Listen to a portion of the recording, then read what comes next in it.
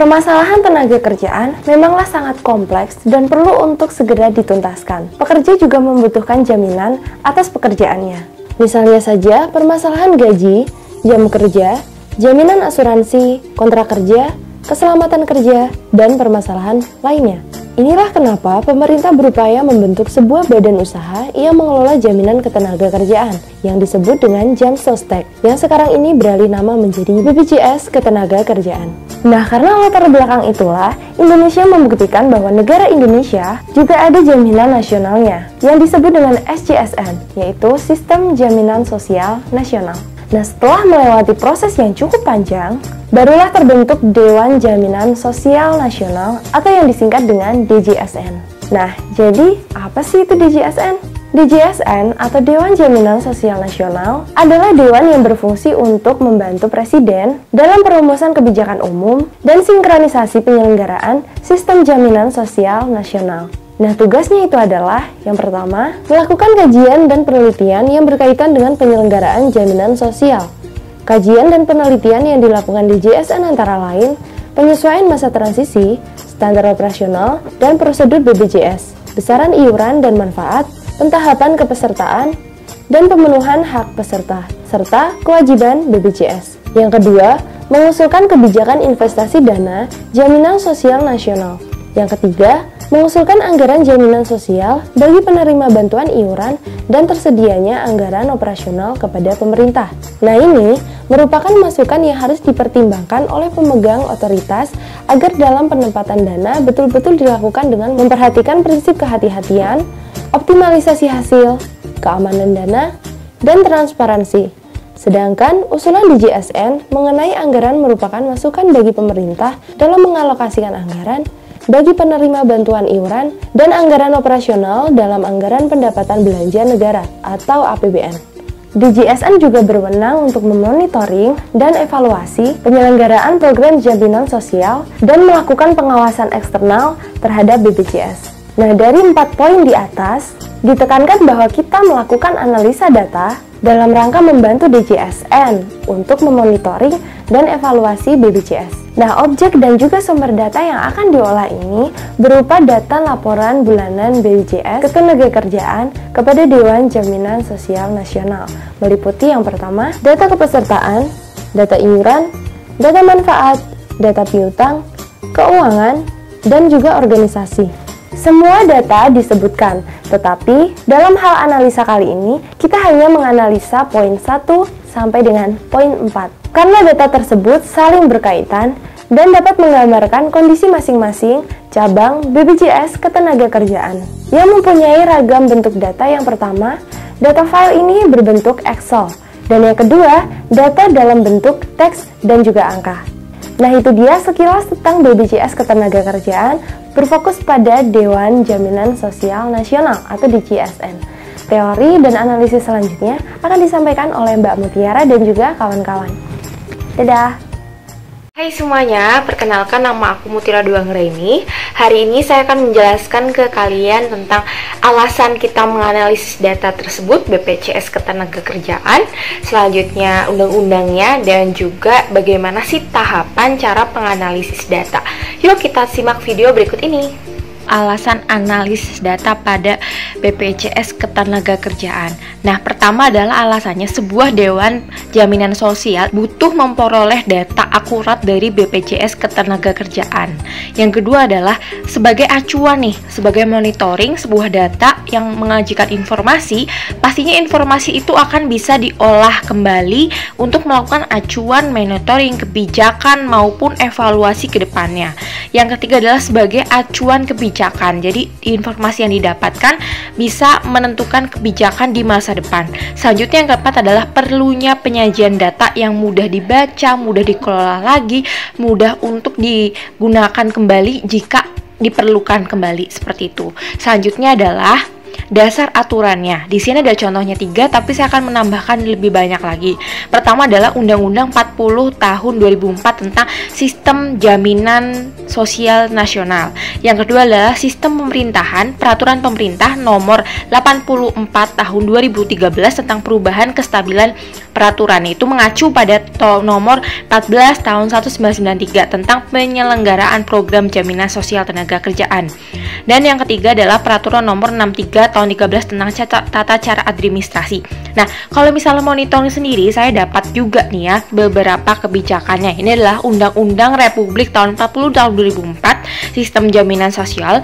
Itu punya di pasal 7 di bagian poin nomor 4, Dewan Jaminan Sosial berwenang melakukan monitoring dan evaluasi penyelenggaraan program jaminan sosial itu tersendiri. Jadi penting banget untuk melakukan dasar aturan hukumnya. Selanjutnya adalah proses analisis datanya. Untuk bisa data mentah, bisa data satu, bisa menyajikan suatu informasi yang bermanfaat nantinya. Pertama adalah mengumpulkan file-file yang dibutuhkan berupa Excel, berupa apapun itu tentang BPJS Ketenagakerjaan. Selanjutnya yang kedua adalah melakukan proses analisa strukturnya. Strukturnya itu bagaimana ya, langkahnya itu bagaimana dalam suatu proses sistem BPJS Ketenagakerjaan. Selanjutnya yang ketiga adalah membuat rancangan database-nya. Database-nya akan seperti apa ke depannya, apa yang dibutuhkan dalam database tersebut hingga database tersebut bisa normal. Dan yang terakhir adalah melakukan analisa data. Bagaimana cara analisanya? Itu dari mulai data itu dikelola, dari data itu mentah bisa sampai menghasilkan informasi.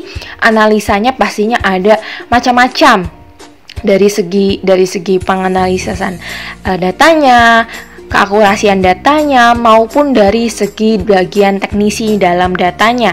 Seperti itu. Jadi data ini cocok apa tidak, data ini punya abnormal atau tidak normal dari data atau sebagainya. Jadi ini adalah cara analisa data yang bisa digunakan seperti itu.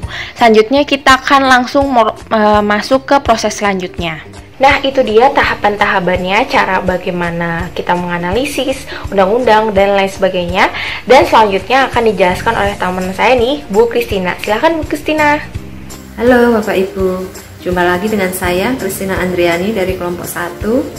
Pada kesempatan kali ini kita akan melakukan analisis terhadap aplikasi DJSN. Nah, tadi sebelumnya teman-teman saya, Mbak Mutiara, Mbak Imam sudah menyampaikan apa itu DJSN, aturan-aturan yang terkait dan lain-lainnya.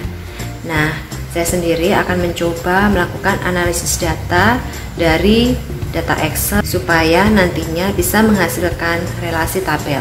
Di data Excel yang kita dapat ini, kantor wilayah itu memiliki banyak kantor cabang sehingga punya relasi 1:n. Dan kantor wilayah ini bisa menjadi foreign key di tabel cabang, sehingga nanti untuk pemanggilannya kita cukup menggunakan ID cabangnya saja. Di data Excel yang kita lihat ini adalah pesertaan tenaga kerja. Di sini kita akan mencoba mengubah data Excel ini menjadi tabel baru yang nanti akan kita gunakan. Nah, kalau kita lihat ini di sini ada bulan, tahun tetap kita gunakan.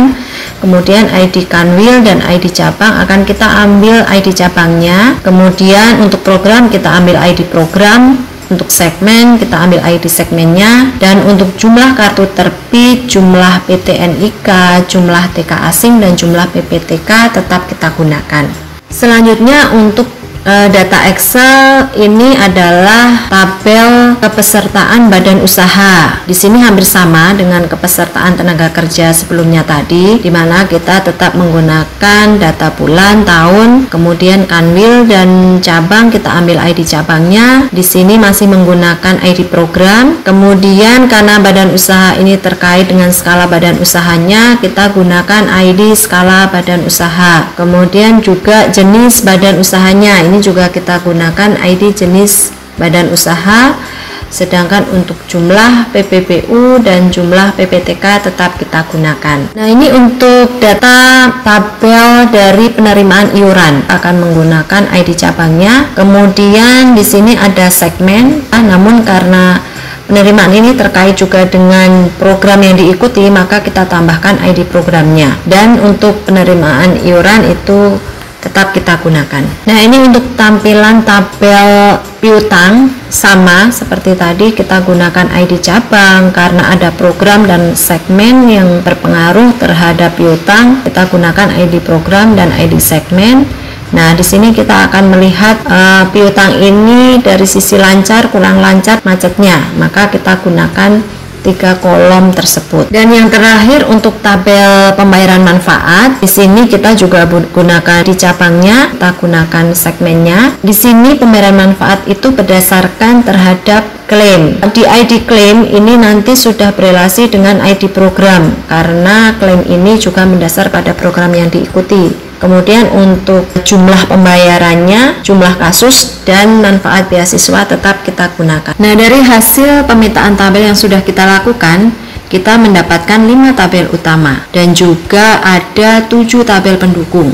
Kita lihat untuk tabel kanwil dan tabel cabang ini punya relasi 1 ke N, sehingga kita menggunakan ID cabangnya. Selain itu untuk tabel program dan tabel segmen ini punya relasi dengan hampir semua tabel utama. Sedangkan untuk tabel jenis badan usaha dan skala badan usaha ini hanya berelasi dengan tabel cakupan badan usaha. Dan untuk tabel klaim yang punya relasi dengan tabel program ini hanya berelasi dengan tabel utama manfaat. Selanjutnya untuk data dari masing-masing tabel tersebut kita dapat lihat di sini. Untuk tabel kanwil ini berisi data dari kantor wilayah, di mana tadi sudah kita bahas kanwil ini memiliki banyak cabang sehingga ID kanwil ini menjadi foreign key di tabel cabang. Kemudian untuk tabel program tadi sudah kita sampaikan memiliki 4 jenis program, dan untuk segmen ini memiliki 3 segmen. Kemudian untuk jenis badan usaha dan skala badan usaha ini juga memiliki masing-masing 5 jenis dan 4 jenis. Untuk tabel klaim ini relasi dengan ID program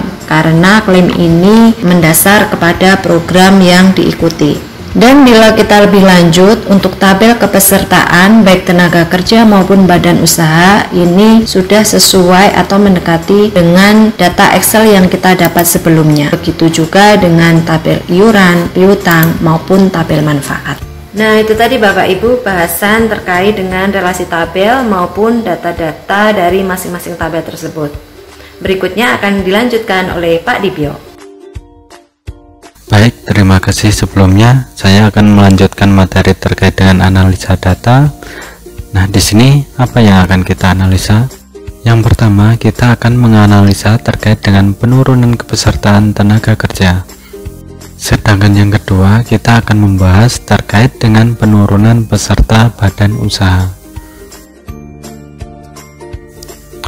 Hal pertama yang kita lakukan dalam analisa data ini, kita akan mengecek apakah benar terjadi penurunan peserta dari bulan Januari 2020 sampai dengan bulan Juli 2020 dengan menggunakan query sebagai berikut. Select bulan sum jumlah peserta as jumlah peserta from cakupan TK where ID program sama dengan 1 grup by bulan, sehingga ketika kita jalankan query-nya akan menampilkan data sebagai berikut ini. Nah, mungkin juga ada pertanyaan kenapa di query tadi kita menggunakan ID program sama dengan 1, karena untuk program JKK itu adalah wajib rata-rata diambil oleh semua peserta BPJS Ketenagakerjaan, sementara program lain seperti JHT dan JP itu relatif tidak semua peserta mendaftar program tersebut. Dari hasil query tadi, jika kita tampilkan dalam bentuk grafik, maka akan sangat terlihat jika kepesertaan dari bulan Januari hingga Juli 2020 selalu terjadi penurunan jumlah kepesertaan dari yang awalnya 32 juta menjadi hanya 28 juta peserta. Selanjutnya akan kita coba analisa lebih dalam lagi apa yang menjadi alasan menurunnya jumlah peserta dengan melihat jenis klaim yang dilakukan peserta dengan menggunakan query berikut, sehingga akan tampil hasil berikut ini. Jika kita lihat dari hasil query, maka akan terlihat jika jenis klaim terbesar yang diperoleh peserta adalah karena mengundurkan diri, PHK, pensiun, pengobatan, dan meninggal dunia. Kalau diambil kesimpulan sementara, rata-rata menurunnya jumlah peserta dikarenakan mengundurkan diri dari perusahaan, PHK, pensiun, serta meninggal dunia. Karena kalau masih pengobatan, kita tidak bisa memastikan bahwa peserta tersebut non-aktif.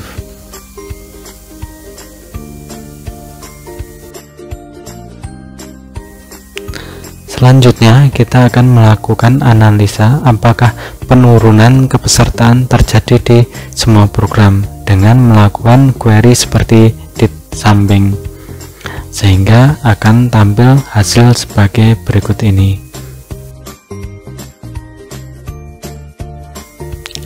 Di sini coba kita tampilkan dalam bentuk grafik. Jika dilihat dari grafik di samping, untuk program JKK dan JKM relatif selalu turun, sedangkan JHT dan JP sempat ada kenaikan, akan tetapi hingga bulan Juli 2020 cenderung mengalami penurunan jika dibandingkan dengan bulan Januari.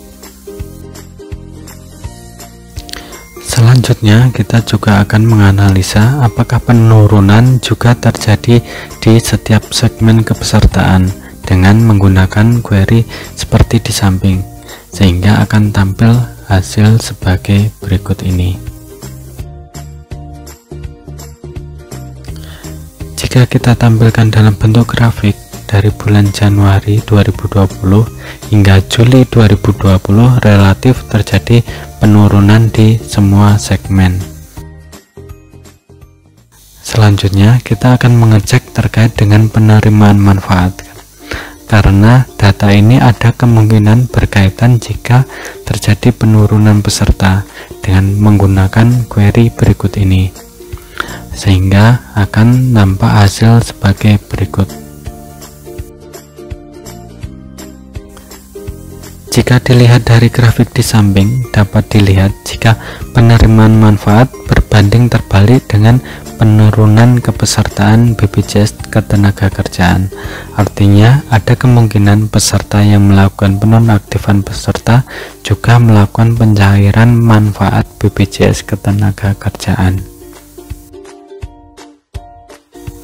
Berikutnya kita juga akan mengecek apakah juga terjadi penurunan kepesertaan badan usaha dengan query berikut, sehingga akan tampil data sebagai berikut ini. Jika dilihat dari grafik di samping, ternyata dari kepesertaan badan usaha juga mengalami penurunan. Selain analisa manual dari database, kita juga membuat aplikasi untuk mendukung DJSN dalam melakukan analisa data. Berikut kami presentasikan laporan-laporan yang dapat dilihat melalui aplikasi website ini. Terdapat 3 menu utama, yaitu informasi kepesertaan, iuran, dan manfaat. Selain 3 menu utama, terdapat juga modul untuk memfilter data yang ingin ditampilkan. Kita dapat mensortirnya berdasarkan wilayah, cabang, program, dan periode.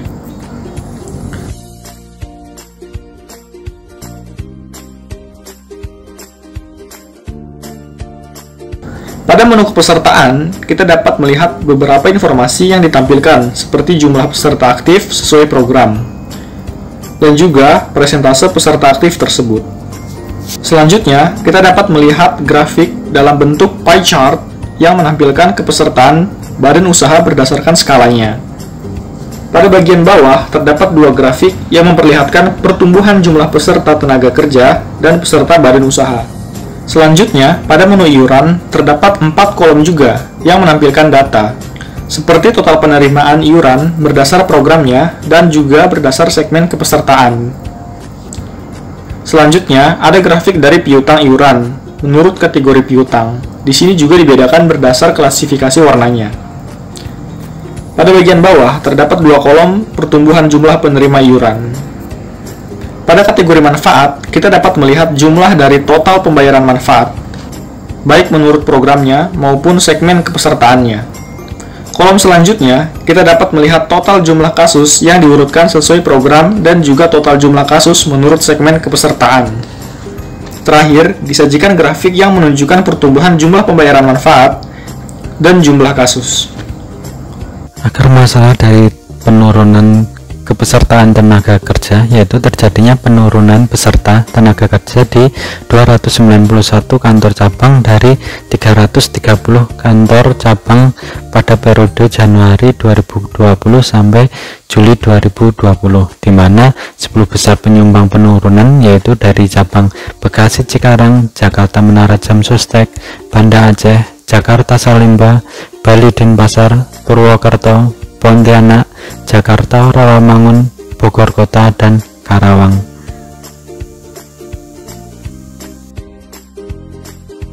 Sedangkan akar masalah dari penurunan badan usaha yaitu terjadinya penurunan peserta badan usaha di 162 kantor cabang dari 330 kantor cabang pada periode Januari 2020 sampai Juli 2020. Sedangkan 10 besar penyumbang penurunannya yaitu dari cabang Jakarta Gambir, Jakarta Kelapa Gading, Jakarta Salemba, Banda Aceh, Jakarta Grogol, Medan Kota, Jakarta Cilandak, Batam Nagoya, Palembang, dan Padang. Rekomendasi mengatasi masalah tersebut ada beberapa, diantaranya melakukan penelusuran terhadap peserta yang non-aktif, melakukan pengecekan alasan non-aktif peserta sehingga DJSN bisa mengetahui berapa kira-kira persentase masing-masing alasan tersebut, bekerja sama dengan Dinas Ketenagakerjaan dalam memperoleh data tenaga kerja sehingga bisa melihat target kedepannya itu ada berapa pekerja dan yang sudah terdaftar itu ada berapa pekerja.